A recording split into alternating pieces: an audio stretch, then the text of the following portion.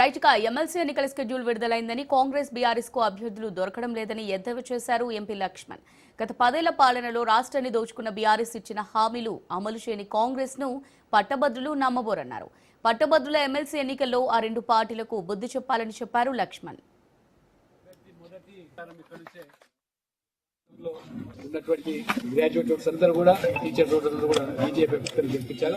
Visweswara different గా కాంగ్రెస్ అభ్యర్థులు ఎవరో తెలియదు, టీఆర్ఎస్ అభ్యర్థులు ఎవరో బరిలో కొంతమంది ఇండిపెండెంట్ అభ్యర్థులు మా పార్టీ అని చెప్పుకుంటున్నారు. ఇద్దరు కూడా తోడు దొంగలే కూడా బలుక్కొని బీజేపీ ఎదుగుదలను తెలంగాణలో సహించలేక ఏ రకంగా దుడిదారిన రెండు పార్టీలు ఏకమై మొన్న పార్లమెంట్ ఎన్నికలు చూశారు, అసెంబ్లీ ఎన్నికలు చూశారు.